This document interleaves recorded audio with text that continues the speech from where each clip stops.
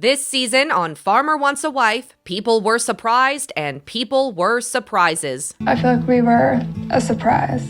I am surprised. Definitely caught me by surprise. You know, out of everybody, you're the one who has surprised me the most. You've surprised me every single day, and you continue to surprise me now. I'm Lizzie Frizzle. Let's talk about TV. I can't wait. Season 3, Episode 11 is called Final Decisions, because each farmer finally makes a decision about which woman will be his winner, but not before host Kim Williams-Paisley hyperbolizes about the relationships. They each invited 5 ladies back to their farm, and our most incredible love stories began. We start in Alabama, where farmer Jay explains why either of his final 2 would make a good winner the same way he always does. Grace is a Christian like him, and Karina is an athlete like him. Though Karina also seems pretty religious. God really does have a plan for us. But the show decided that it was gonna be Grace's thing. Going into the segment, I thought Grace was a shoo-in to win, but Jay seems a lot more excited to talk to Karina. The person you are on the inside and out is just super beautiful. I mean, every time you walk up, I'm just looking like, wow, she's amazing. A little nervous. A little nervous.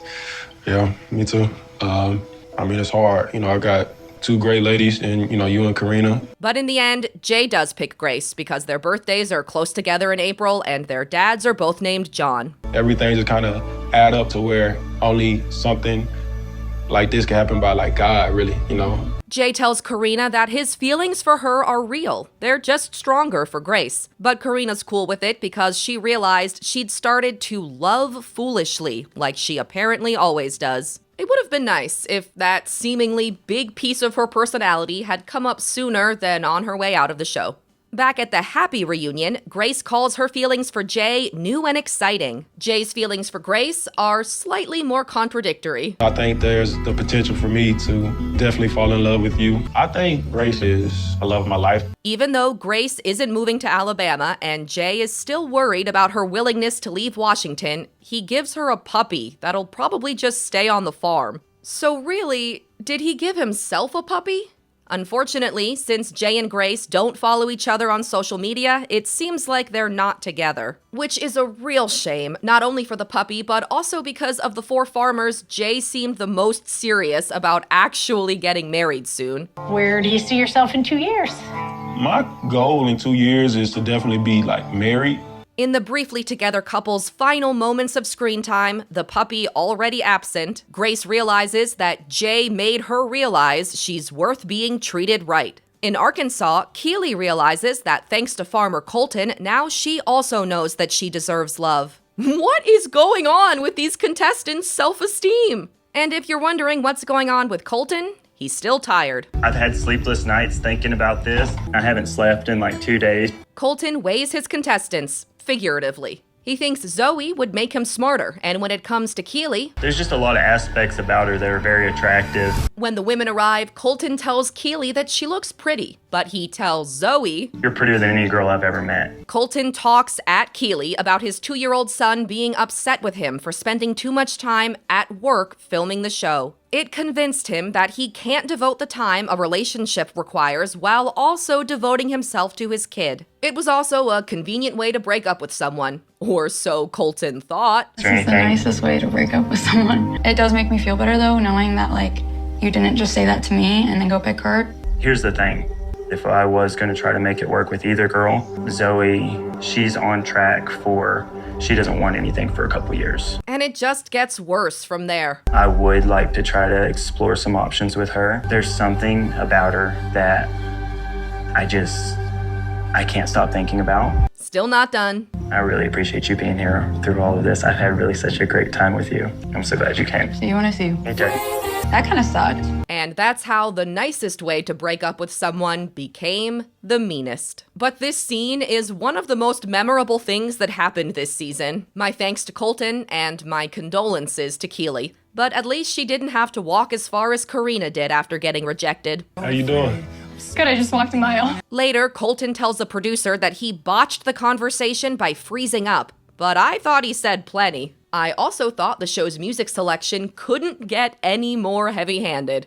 I was wrong. How many times can I say I'm sorry? As Zoe enters, she imagines a future laughing and cooking every day with Colton, even though I can't remember either of them ever cooking or even talking about cooking a single time all season. Colton says Zoe is the essence of natural beauty, from her big old brain to her heavily made-up face, all the way to her unpolished fingernails. From the first day that I met you, I noticed that your fingernails, and they're still not done. You don't have any nails on it. Super attractive. What? The naturalness, that's what I like. Colton tells Zoe there's no one else he'd be willing to try a non-committal long-distance relationship with, and she agrees. Just like, you're so outgoing, but you have a soft spot like when it matters the most. Let's go. Let's Get out of here. I've been waiting for this. I wonder what else Zoe likes about Colton. You are that fun, outgoing, goofy person, but then you have that soft side to you. Let's get out of here. I've always thought dating shows ending in a proposal is stupid, but ending with two people deciding to see what happens in a couple years is maybe even stupider. But at least a couple years came early when Colton decided to debut his new, not Zoe, girlfriend on social media just a couple days ago. He may have mucked up the endgame, but I'm so glad Colton was in this cast. Because for the first time, my dad watched the show with me. He grew up on a farm until they ceased operations because they couldn't sell raw milk anymore. He'd been to Mena, Arkansas before, and seeing his texts after each episode get gradually more fed up with Colton's handsiness was my favorite storyline of the season. In Missouri, Farmer John reflects on his experience. This is a romantic journey. He also says that the show tested him in ways he didn't know he needed to be, and now he feels like a better man.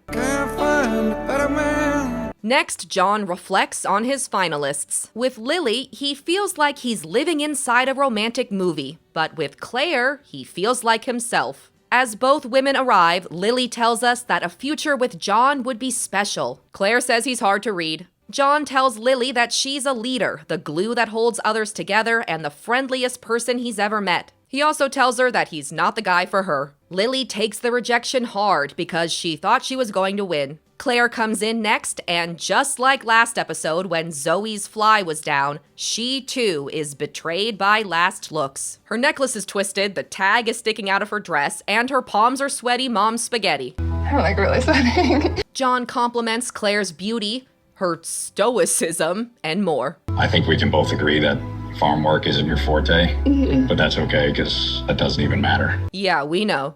Claire accepts John's offer to give it a shot. Then suddenly, the scarf she gave him when they met drops into frame so John could put it around her neck and pull her in for a kiss. Coincidentally, Claire had since made a matching hat that she brought with her to give to him. You think she would have kept it if he didn't pick her, or would it have still been on the handlebars when he showed up to the ATV with Lily? John teases Claire about the terrible conversation during their initial speed date and credits the scarf for her invite to the farm. Claire credits her grandmother for teaching her how to crochet. They hop on the ATV and take off together, 2 hearts and 2 hats on one motorized vehicle. So I thought John was just blowing smoke when he talked about valuing different perspectives and not wanting to date a clone of himself. But of the 4 couples, he and Claire are the most clearly still together. They've done interviews and lives since the finale, and John even accidentally spoiled the result before it had aired on the West Coast with his announcement post. He says he's open-minded to Claire's opinions, and she says she's been to church with him. Their relationship is not the kind that these sorts of dating shows typically form. And I think one of the season's many 3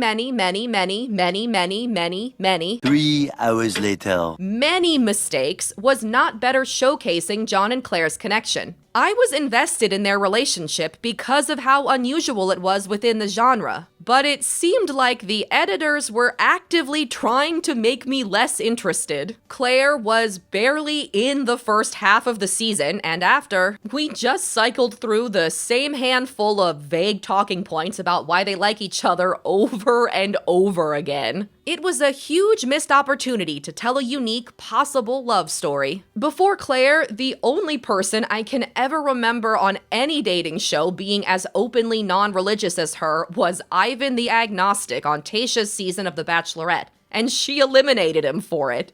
Finally, in California, it's Farmer Matt's turn to muse about his finalists. He likes when Jordan sings and that he liked her right away. And he likes that Chelsea is gorgeous. He likes that about Jordan, too. And you're so gorgeous. I think you're so gorgeous. As Jordan stepped out of the car, I recognized her outfit from a confessional 2 episodes ago. As she walks up to him, her voiceover about them being on the same page playing, I started to get excited because Matt was teasing big end-of-season drama online for a few weeks. But Jordan's just mad that he didn't pick her after promising during their last date that she was more than a friend to him. You're joking, right? I gave you such an easy out the other night on our date. I felt like we were in the friend zone. Whatever. I'm pissed. I wish you nothing but the best. I do for I you don't as have well. anything else to say. All right, we'll be praying for you. No, I'll be praying for you, buddy. So Matt definitely already knew he was going to pick Chelsea when he told Jordan they were more than friends, right? He was even banking on her taking the rejection well because she'd been easygoing up until then. But while I agree with Jordan that Matt led her on, I also think letting the lead whittle down the contestants to just the winner before the finale is a good way to make a boring show most of the time. On the other hand, it's been so obvious that Matt was going to pick Chelsea since he kissed her, his parts of the episodes have been pretty boring anyway. As Chelsea arrives, we cut to a close-up of her heart-shaped jewelry while she talks about love. After she makes the long walk to meet her fate, that the show should really let the women bring a change of shoes for, like corporate ladies on the train. Chelsea's not surprised to be named Matt's winner because she's thought he liked her the whole time. I thought I was reading him this whole time, which clearly I was because I'm standing here today. Matt doesn't propose to Chelsea, but he does say that he's never dating anyone else ever again. So it's like a proposal, just without the proposing. And so far, it seems like Matt and Chelsea are in fact still together.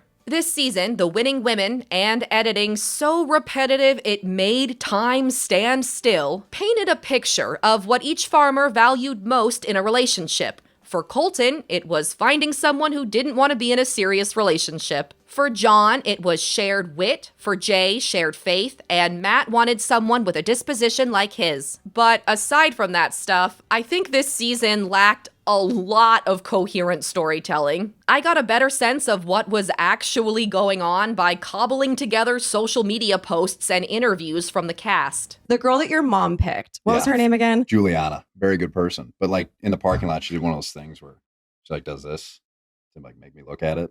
You know, you ever seen that? Yeah. Like when they, if you look, they like punch you in the shoulder. I was just like, she did that to you? yeah, I was like, Oh, so that just ruined it? yeah. First girl that went home, Chloe, Yeah. also phenomenal, absolute doll. But like, they don't really know me well enough. So like, she wet willied me one time. Oh yeah, he talks about this all the time. It really bothers That's me. it. But he can throw a chicken at Claire? It's clear that this cast was interesting enough to make a season of reality TV as entertaining as the first two. But for some reason, the editors focused on someone who quit before the halfway point and drama they had no footage of. Solo dates, one-on-one chats, farm work, and the family visits mostly felt short and hollow, like little bird bones. I didn't feel like I got to know many contestants either. Another symptom of bad editing. She has a great personality, a strong confidence about herself. I don't have a personality to like go join like the library or fitness classes and make friends that way. I tend to be very closed off and standoffish. Chelsea is really a sweet girl. Her temperament would be great for Matt. He could tell like I'm nervous all the time. And you have just a calming presence. And I never felt like the first 2 seasons were this disjointed. The Joy arc last year was legitimately great storytelling. So I don't think making the episodes longer is necessarily the solution, but I wouldn't mind if they tried it. I also don't think, say, casting a female farmer would fix the show's structural problems, but I wouldn't be mad at that either. What will make me mad is if the 4th season that's advertised at the end of this episode never materializes, because how bad this 3rd season was made me realize that I was underrating the first 2, minus the Joy arc, and I think the show deserves a chance to get back to being good. Thank you so much for watching and liking and commenting and subscribing all season long. Check back next month for new videos about other TV shows. Then join me on July 13th for weekly recaps about New Bachelor in Paradise. The Goldens are coming, and it's the 10th season, so expect maximum ridiculousness. In the meantime, if you're so inclined, please like and subscribe and turn on notifications to be notified about the next video. Thanks again, and see you then. Bye!